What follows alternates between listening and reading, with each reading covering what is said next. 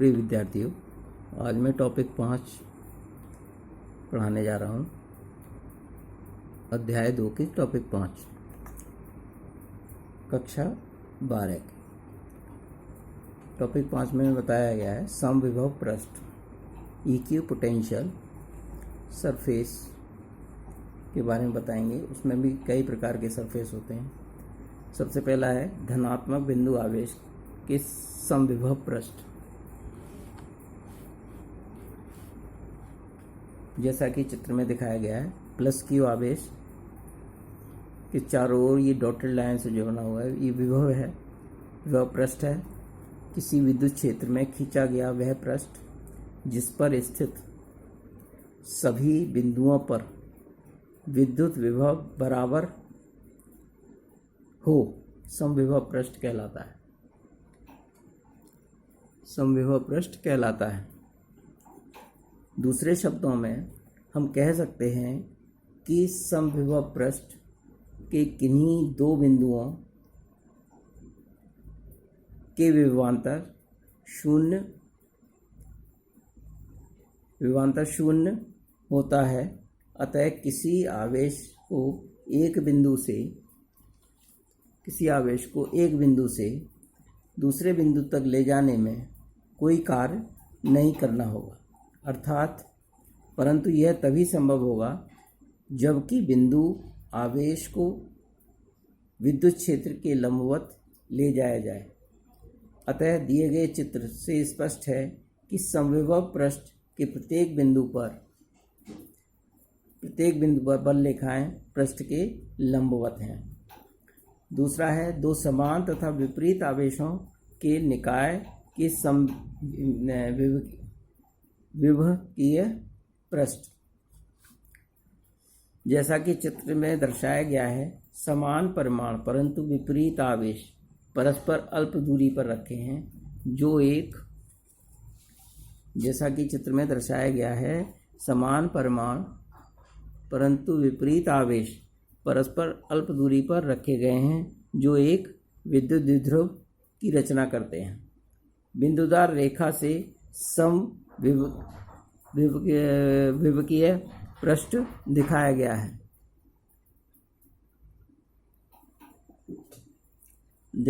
है। नंबर 3, जो तीसरा वर्ड है, दो समान परिमाण के धनात्मक आवेशों से बने निकाय के विभकीय पृष्ठ। जैसा कि चित्र में दर्शाया गया है कि समान परिमाण के दो धनावेश बिंदु आवेशों से परस्पर अल्प दूरी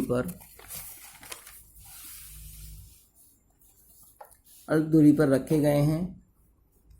समविभव पृष्ठ को बिंदुवत वक्र रेखाओं से दर्शाया गया है। ये आपकी वक्र रेखाएं बनाई गई हैं, ये डॉटेड लाइन से जो बनाई गई हैं वो ये समविभव पृष्ठ के दिखाया गया है। अब टॉपिक नंबर 5 है आपका किसी विद्युत निकाय की विद्युत स्थितिज ऊर्जा,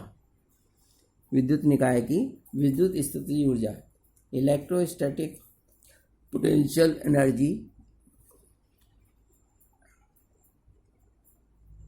energy of an electric system.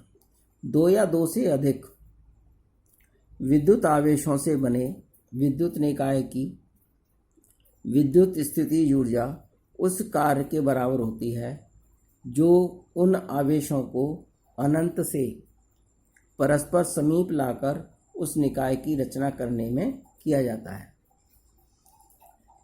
A part है इसका, दो विद्युत आवेशों से बने विद्युत निकाय की विद्युत स्थितिज ऊर्जा। Q1 Q2 दो आवेश हैं, दोनों धनावेश हैं, दोनों के बीच की दूरी r है, जैसे चित्र में दिखाया गया आपको।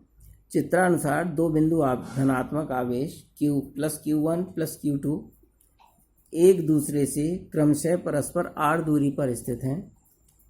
यदि प्लस Q1 बिंदु A पर स्थित है तथा प्लस Q2 बिंदु B पर स्थित न होकर अनंत पर हो, यानी कि Q1 तो A पर ही हो और जो Q2 है वो B पर ना होकर अनंत पर हो, जिसको बी तक लाने में किया गया कार्य। अगर हम Q2 को बी तक लाएंगे तो कितना कार्य करना पड़ेगा, वो आपका नीचे आएगा, कितना कार्य किया जाएगा।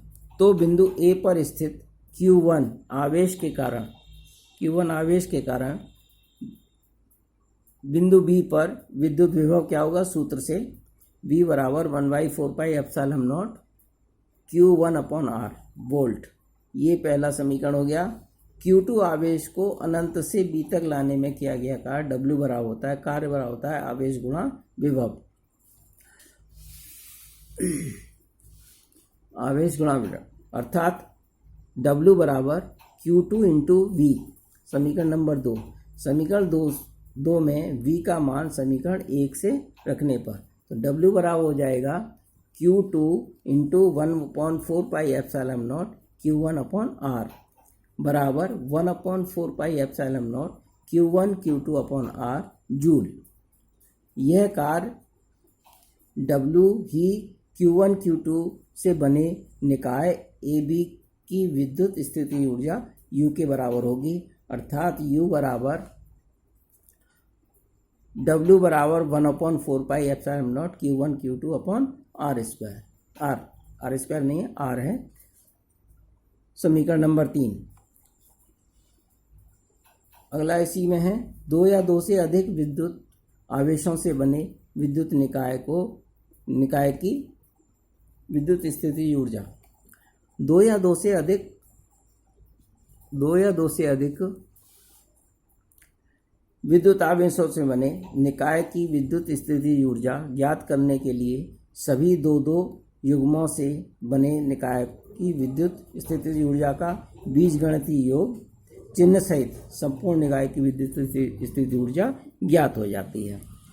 टॉपिक नंबर 7 है आपका विभव प्रवणता तथा विद्युत क्षेत्र की तीव्रता में संबंध, relation between potential gradient and electric field.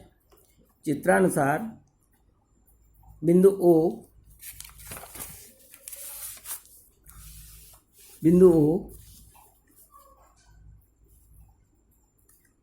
पर स्थित प्लस Q बिंदु आवेश के कारण x अक्ष के अनुदिश विद्युत क्षेत्र E की दिशा में होगी। कारण x अक्ष के अनुदिश विद्युत क्षेत्र E की दिशा में होगी। बिंदु O से x अक्ष तथा x प्लस डेल्टा x दूरियों पर दो बिंदु O से x तथा x प्लस डेल्टा x दूरियों पर दो बिंदु क्रमशः A और B हैं, जिन पर विद्युत विभव क्रमशः V तथा V माइनस डेल्टा V है। तो सूत्र से विभव प्रवणता बराबर होती है विभव परिवर्तन बटे दूरी परिवर्तन। तो V minus delta V minus V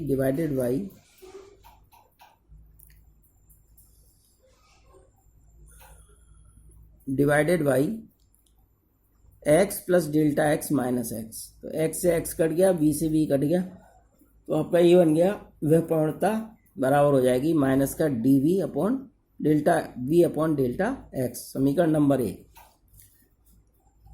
माना कि एक अल्प धन परीक्षण आवेश प्लस Q0 विद्युत क्षेत्र E में बिंदु B से बिंदु A तक ले जाया जाता है, तो क्षेत्र की दिशा में एक बल कार्य करता है। तो F बराबर क्या होगा, बल बराबर होता है आवेश गुणा क्षेत्र। तो F बराबर हो जाएगा Q0 इंटू E। समीकरण नंबर 2, आवेश Q0 को बिंदु B से बिंदु A तक ले जाने में बाह्यकर्ता को F बल के विरुद्ध कार्य करना पड़ता है। यदि यह कार्य डेल्टा W हो तो डेल्टा W बराबर F into minus delta x। समीकरण नंबर 3, F का मान समीकरण 2 से समीकरण 3 में रखने पर, तो डेल्टा W बराबर Q0 into E minus delta x। Q से Q0 से डिवाइड कर देंगे तो डेल्टा W अपॉन Q0 बराबर E into minus delta x। इस समीकरण नंबर 4, परंतु विभवांतर की परिभाषा से delta W upon Q not बराबर वी माइनस डेल्टा वी, तो वी से वी कट जाएगा डेल्टा वी, तो ये डी डब्ल्यू बराबर अपॉन क्यू नॉट बराबर डेल्टा वी। समीकरण नंबर 5। समीकरण 4 और 5 से E dot minus delta x बराबर डेल्टा वी, तो ई बराबर हो जाएगा माइनस के delta we upon delta x volt पर मीटर।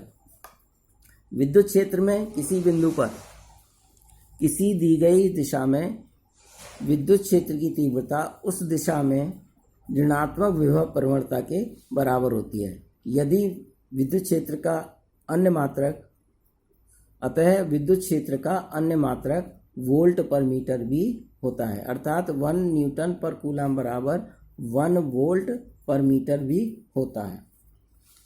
Topic number 8। एक समान बाह्य विद्युत क्षेत्र में विद्युत द्विध्रुव को घुमाने में किया गया कार्य। चित्र बना हुआ है ये आपका। एक समान विद्युत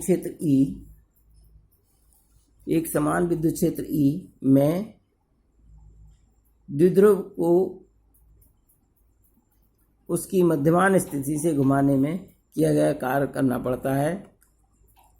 पड़ता है। विद्युत द्विध्रुव आघूर्ण P बराबर Q इंटू 2L, तो बलियों का आघूर्ण टॉ बराबर P इंटू ई साइन थीटा। समीकरण नंबर 1 ऊपर है, समीकरण नंबर 2 नीचे है।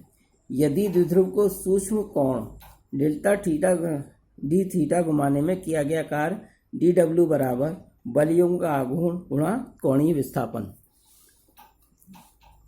दोबारा से देखें, विद्युत द्विध्रुव P बराबर Q इंटू 2L समीकरण नंबर 1, तो बलियों का आघूर्ण टॉ बराबर हो जाएगा P इंटू ई साइन थीटा। समीकरण नंबर 2। यदि द्विध्रुव को सूक्ष्म कोण डी थीटा घुमाने में किया गया कार्य डी डब्ल्यू बराबर बलियों का आघूर्ण गुणा कोणीय विस्थापन, तो डी डब्ल्यू बराबर टॉ इंटू डी थीटा। समीकरण 2 से टॉ का मान रखने पर तो डी डब्ल्यू बराबर हो जाएगा P इंटू ई साइन थीटा डी थीटा। यदि द्विध्रुव को क्षेत्र की दिशा से थीटा 0 से थीटा तक घुमाने में किया गया कार्य, तो 0 से W कार्य करेंगे, डी डब्ल्यू बराबर कहाँ से कहाँ तक घुमाया जाएगा, थीटा नॉट से लेकर थीटा तक P इंटू ई साइन थीटा डी थीटा। तो W बराबर हो जाएगा P इंटू ई, इसका इंटीग्रेशन करेंगे तो माइनस कॉस थीटा और थीटा नॉट, माइनस कॉमन निकाल लेंगे तो W बराबर हो जाएगा minus P into E cos theta से थीटा नॉट। तो इस तरह से निकाल के ना लाएंगे तो W बराबर हो जाएगा, कार्य बराबर हो जाएगा P into E cos theta naught minus cos theta. यदि मध्यमान स्थिति से थीटा बराबर 0 तो W बराबर P into E cos theta minus cos 0 degree minus cos theta. तो कॉस 0 डिग्री की वैल्यू कॉस 0 डिग्री बराबर होता है 1 के, तो यहाँ पे W बराबर हो जाएगा PE 1 माइनस कॉस थीटा। ये आपका समीकरण बन गया तीसरा। नोट में देखें, नोट 1, यदि विद्युत द्विध्रुव को क्षेत्र की दिशा से 90 अंश घुमाने में किया गया कार्य, तो W बराबर हो जाएगा P इंटू ई 1 माइनस कॉस 90, और कॉस 90 की वैल्यू हमेशा क्या होती है, 0 होती है। तो W बराबर हो जाएगा, कार्य बराबर हो जाएगा P इंटू ई।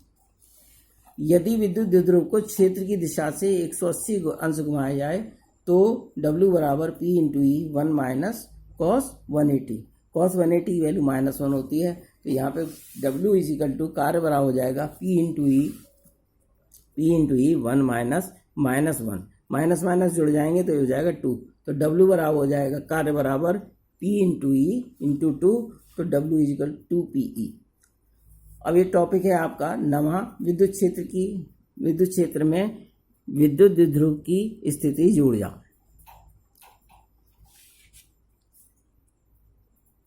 विद्युत क्षेत्र में किसी विद्युत द्विध्रुव की स्थिति ऊर्जा उस कार्य के बराबर होती है जो कि विद्युत द्विध्रुव को अनंत से क्षेत्र के भीतर लाने में करना पड़ता है। ये आपका विद्युत द्विध्रुव है और इसको अनंत से यहाँ पे विद्युत क्षेत्र के भीतर लाया गया है। जैसा कि चित्र में एक विद्युत द्विध्रुव को अनंत से एक समान विद्युत क्षेत्र ई में इस प्रकार लाया गया है कि विद्युत द्विध्रुव का द्विध्रुव आघूर्ण सदैव विद्युत क्षेत्र की दिशा में रहता हो। अनंत से विद्युत क्षेत्र के भीतर लाने में माइनस क्यू आवेश को प्लस क्यू आवेश के सापेक्ष 2L दूरी अधिक तय करनी पड़ती है। अतः माइनस क्यू आवेश पर क्षेत्र द्वारा किया गया कार्य अधिक होगा, परंतु वह ऋणात्मक होगा। अतः नेट कार्य बराबर W = -2QL × E। 2QL बराबर P होता है तो W = -PE। यह कार्य ही विद्युत क्षेत्र में क्षेत्र के समांतर विद्युत द्विध्रुव की स्थितिज ऊर्जा U0 होगी। तो U0 बराबर W बराबर -P × E। समीकरण नंबर 2। समीकरण नंबर 1 W = -PE, ये समीकरण नंबर 1 है। यदि द्विध्रुव को विद्युत क्षेत्र में थीटा कोण घुमाया जाए तो विद्युत द्विध्रुव पर किया गया कार्य W करना पड़ता है। अतः W = P × E 1 - cos theta. ये समीकरण नंबर 3 बन गया। इसी कारण से विद्युत स्थितिज ऊर्जा बढ़ जाएगी। तो U थीटा बराबर U0 + W मान रखने पर समीकरण 2 और 3 से मान रख दिया जाएगा। तो ये आपका U थीटा बराबर हो जाएगा -PE cos थीटा। ये आपका समीकरण नंबर 4 बन गया। यह विद्युत द्विध्रुव की स्थितिज ऊर्जा का व्यापक समीकरण है। यह विद्युत द्विध्रुव की स्थितिज ऊर्जा का व्यापक समीकरण है। विशेष स्थितियां भी हैं इसमें। यदि थीटा बराबर 0, यदि विद्युत द्विध्रुव क्षेत्र की दिशा में है, तब U0 बराबर हो जाएगा -PE cos 0 cos 0 की वैल्यू 1 होती है। U0 बराबर -P × E। यदि थीटा बराबर 90, यदि द्विध्रुव तथा क्षेत्र एक दूसरे से 90 अंश का कोण बनाते हैं, तो समीकरण 4 से U90 = -PE cos 90। cos 90 बराबर 0 होता है, तो cos U90 = 0। तीसरी स्थिति है, यदि थीटा बराबर 180, यदि स्थायी संतुलन से द्विध्रुव को 180 अंश क्षेत्र की दिशा में घुमाया जाता है, तो U180 = -PE cos 180। cos 180 की वैल्यू -1 होती है, तो U180 = P × E। टॉपिक 10 परावैद्युत डाइलेक्ट्रिक। परावैद्युत वह पदार्थ होते हैं जिनके अंदर सभी परमाणुओं में उनके सभी इलेक्ट्रॉन नाभिक के आकर्षण बल से दृढ़तापूर्वक बंधे रहते हैं। ऐसे पदार्थों में विद्युत प्रवाह के लिए कोई मुक्त इलेक्ट्रॉन नहीं होता। परावैद्युत पदार्थ कौन से होते हैं? वे अचालक पदार्थ जिनमें वैद्युत प्रवाह बिना किसी विद्युत चालन के संचरित होते हैं, परावैद्युत पदार्थ कहलाते हैं। जैसे कांच, रबड़, अभ्रक, एवोनाइट, मोम, कागज, प्लास्टिक आदि। वैद्युत ध्रुवण, इलेक्ट्रिक पोलराइजेशन। परावैद्युत पदार्थ का ध्रुवण चाहे प्रेरित विद्युत आघूर्ण के कारण हो या स्थायी वैद्युत द्विध्रुवों के विद्युत क्षेत्र के समांतर संरेखण के कारण हो। इस अवस्था में पदार्थ के अणुओं को चित्रानुसार व्यवस्थित होना पड़ता है। इस बाह्य विद्युत क्षेत्र के प्रभाव से परावैद्युत पदार्थ में होने वाली क्रिया को परावैद्युत पदार्थ की वैद्युत ध्रुवण कहते हैं। ध्रुवण सदिश किसी परावैद्युत पदार्थ के प्रति एकांक आयतन में पदार्थ का नेट विद्युत द्विध्रुव आघूर्ण ध्रुवण सदिश कहलाता है। इसको P बार से P वेक्टर से दर्शाते हैं। यह एक सदिश राशि है। तो P हमेशा समानुपाती होता है किसके? इलेक्ट्रिक फील्ड के। तो P alpha × alpha epsilon not E, ये एक सा सूत्र बन जाता है। आज का टॉपिक यहीं समाप्त हो रहा है। अब कल जो भी आपको परेशानी हो वो उससे पूछ लें।